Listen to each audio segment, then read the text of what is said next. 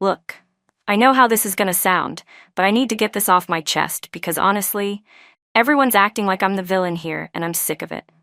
I'm Kira. I'm 27 now, and 2 years ago, I made what everyone calls the biggest mistake of my life. But I'm not so sure about that anymore.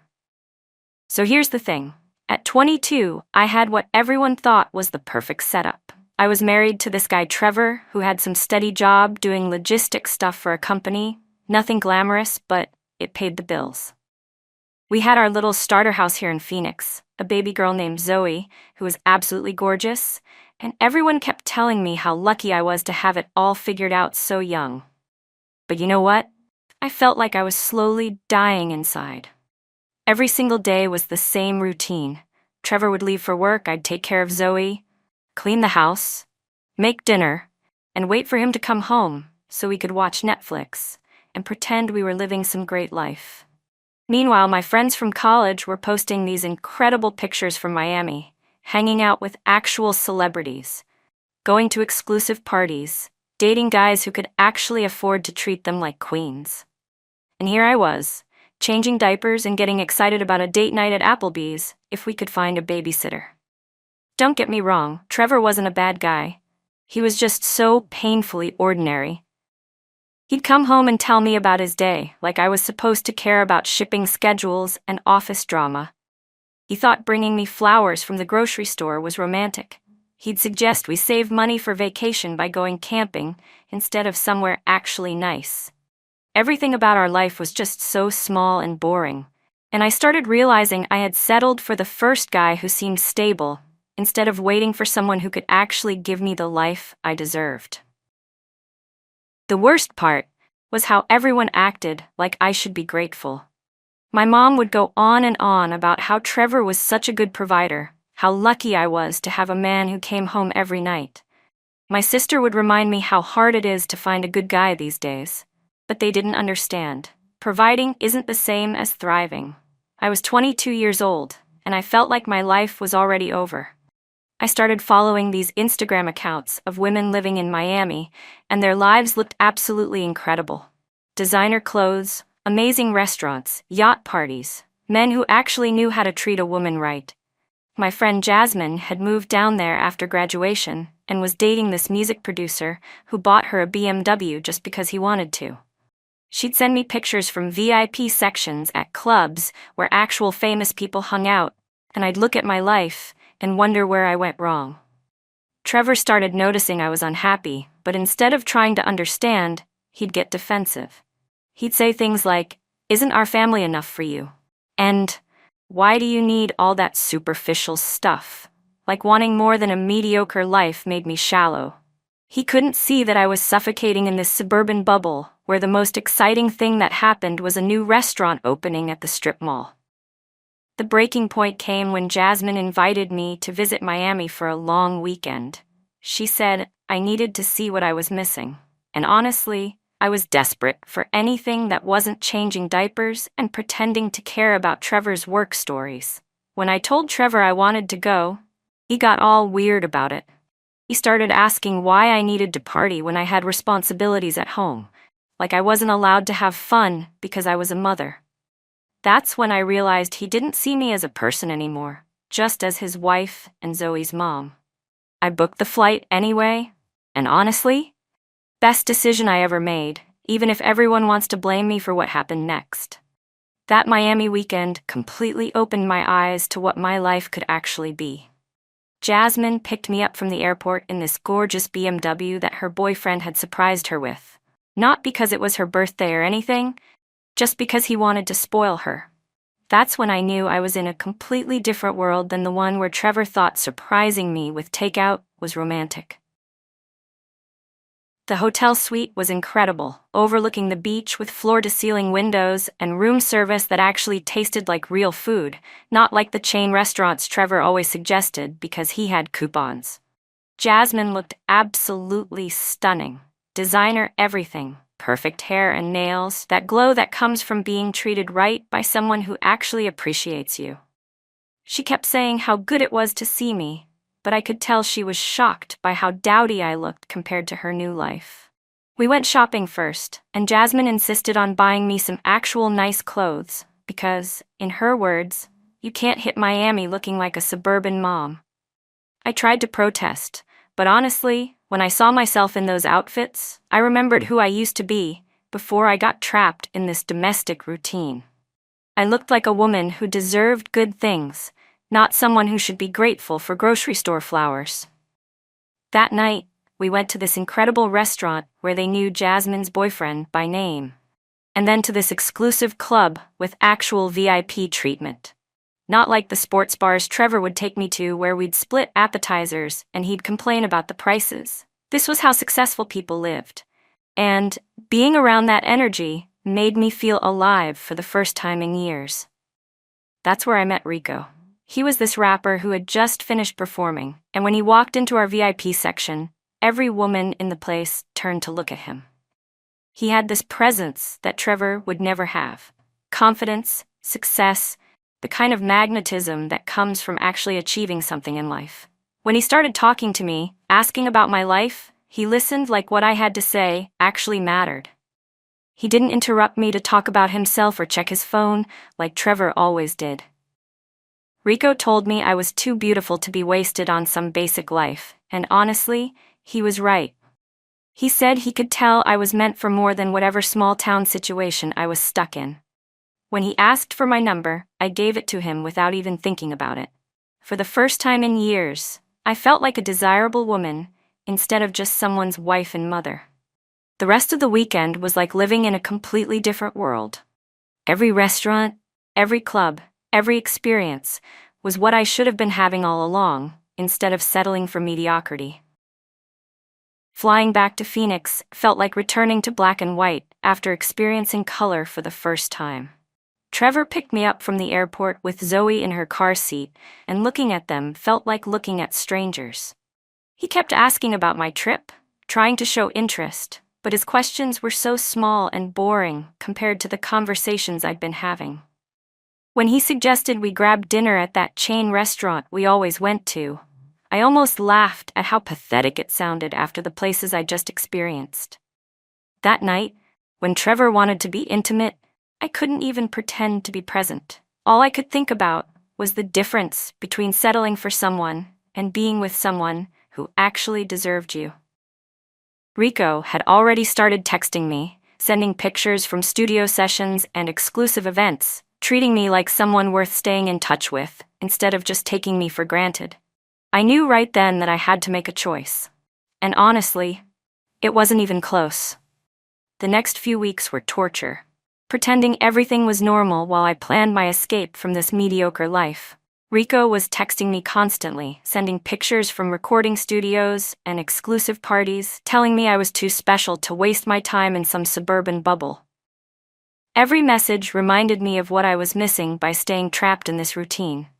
Trevor could sense something was different, but instead of stepping up his game, he got more clingy and insecure. He'd ask who I was texting, where I was going when I needed to run errands, like he didn't trust me to live my own life.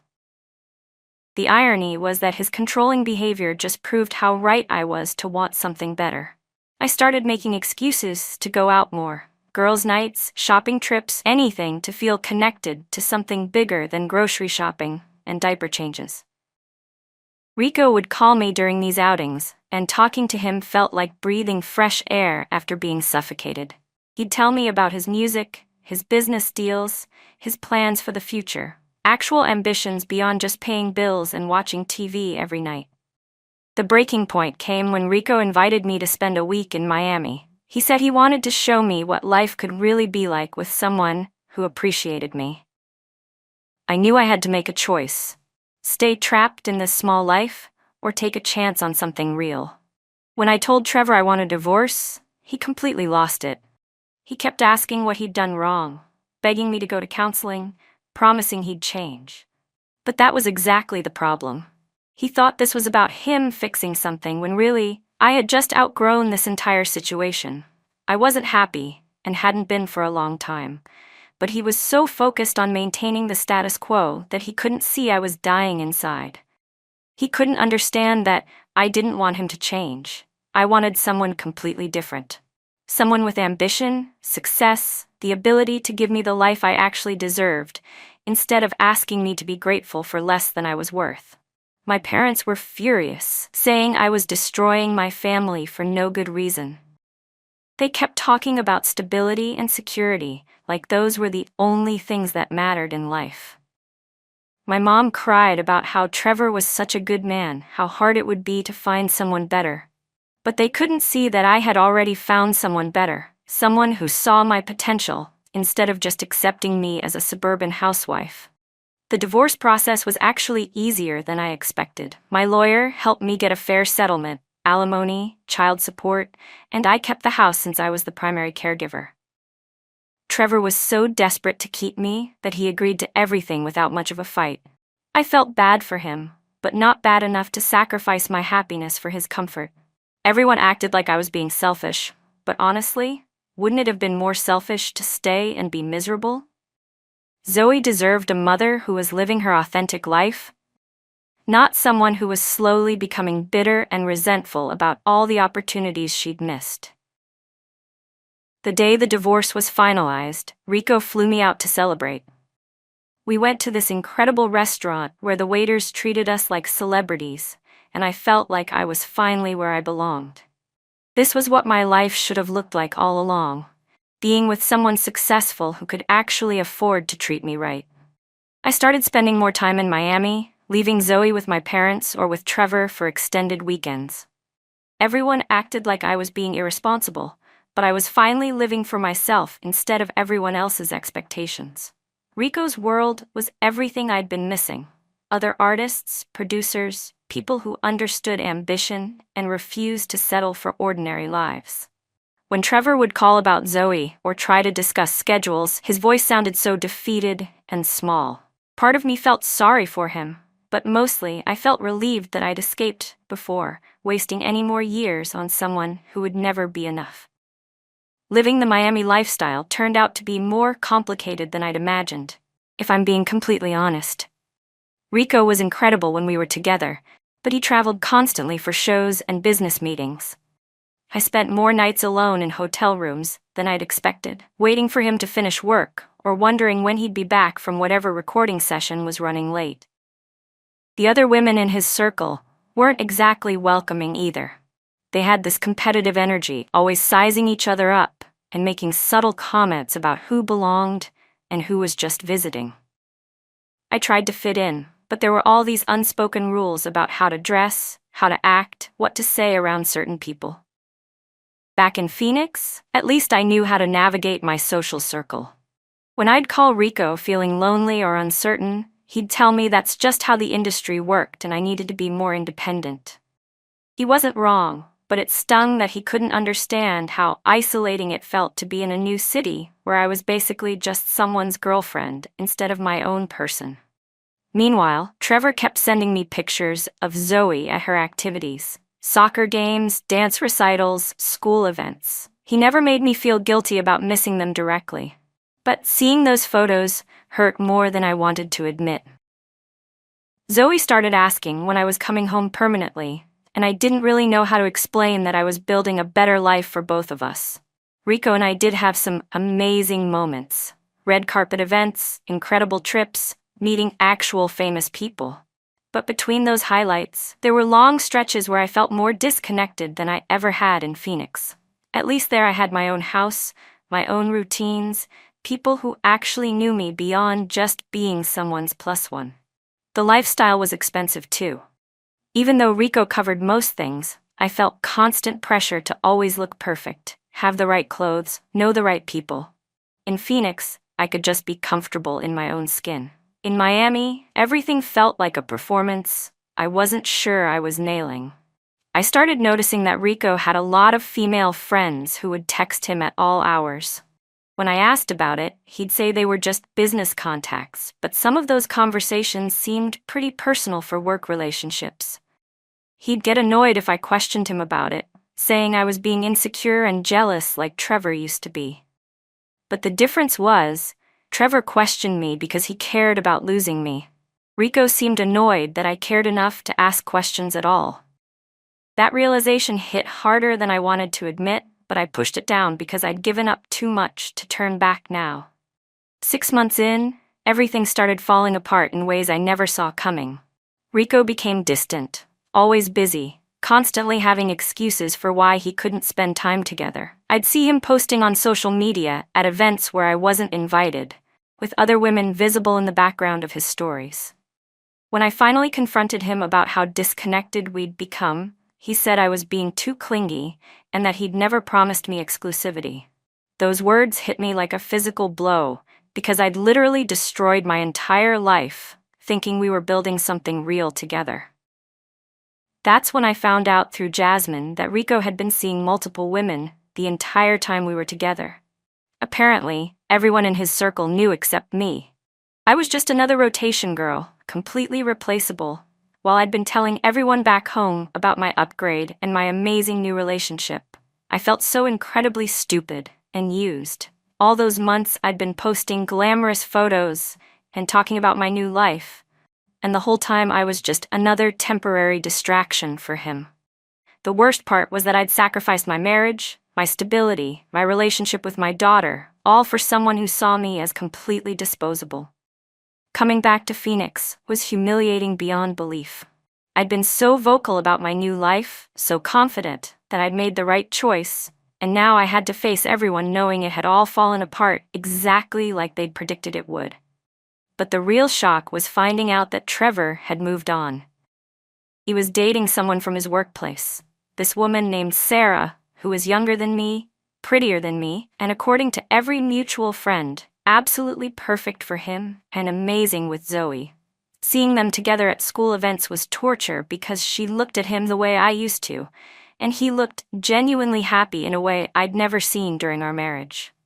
My parents tried to be supportive, but they had this underlying, "we told you so" energy that made every conversation feel like a lecture about poor choices and consequences. My friends back home had moved on with their lives while I was playing house in Miami, and I felt like a stranger trying to fit back into a world that had continued spinning without me. The house felt empty and depressing after all the excitement I'd experienced. Going from penthouse suites and five-star restaurants back to my little starter home and chain restaurant options was honestly devastating. I started spending way too much time scrolling through social media, checking Rico's profiles obsessively to see what I was missing. He'd moved on to some Instagram model who was everything I wasn't. Younger, more connected in the industry, probably less demanding and needy than I'd been. Watching them together online was like watching someone else live the life I thought I deserved. I'd also find myself checking Trevor's girlfriend's Facebook page, hating how perfect their little family looked with my daughter smiling in their photos. Sarah seemed to effortlessly be everything I should have been. Supportive, engaged, happy with a simple life that I'd found suffocating. The isolation was crushing, but admitting I'd made a mistake felt impossible when I'd been so confident about my choices. 2 years later, I'm still sitting in this same house, collecting alimony and working part-time at some office where I basically just answer phones and file paperwork. It's mind-numbing, but honestly, it's all I can handle right now because my confidence is completely shot. Rico's engagement to that Instagram model was all over social media last month. She gets everything I thought I deserved: the public relationship, the real commitment, the partnership I convinced myself he'd eventually want with me. They just bought some incredible house in LA, and she's pregnant now, getting the whole package I sacrificed my marriage for. Meanwhile, Trevor married Sarah 6 months ago in this beautiful ceremony where Zoe was the flower girl, looking absolutely radiant in photos. I definitely shouldn't have been stalking online. They bought a bigger house in a nicer neighborhood. And from what I can see, Sarah's everything I never managed to be, content with building a life instead of always wanting more. The worst part is how happy Zoe is with them. She barely asks to stay with me anymore, and when she does visit, she talks nonstop about Sarah this and Sarah that. Sarah helps with homework. Sarah makes the best pancakes. Sarah taught her how to braid friendship bracelets. I've become the weekend mom in my own daughter's life, watching someone else be the mother I was supposed to be. My friends treat me like a cautionary tale now. They're all married with kids, living their suburban lives that I used to judge so harshly. And I'm the single one who had it all and threw it away for nothing. They don't say it directly, but I can see it in their eyes when they talk about their husbands and families. They act like I should have been grateful for what I had, but none of them understand what it felt like to be suffocating in mediocrity. I still follow Rico on Instagram because honestly, I can't help myself. His life looks absolutely incredible. Grammy nominations, sold-out international tours, that perfect relationship with his fiancée, who seems to effortlessly navigate his world in ways I never could. Sometimes I wonder what would have happened if I'd been more patient, more understanding of his lifestyle, less needy about wanting commitment and security. Trevor's doing amazingly well too. He got promoted to some management position, and he and Sarah are trying for a baby now. It's like both of them took everything they learned from being with me and became better versions of themselves for other people. They erased me from their success stories and flourished without me. Everyone's moved forward, except me. And I'm stuck here in this house that reminds me of everything I walked away from. People keep telling me I need to focus on myself, maybe try dating again, but honestly, I'm exhausted from searching for something that clearly doesn't exist for me. At 27, I feel like my life is essentially over, while everyone else is just getting started with theirs. The worst part is knowing that I did this to myself, but I can't even admit that out loud, because then everyone would feel justified in saying they told me so.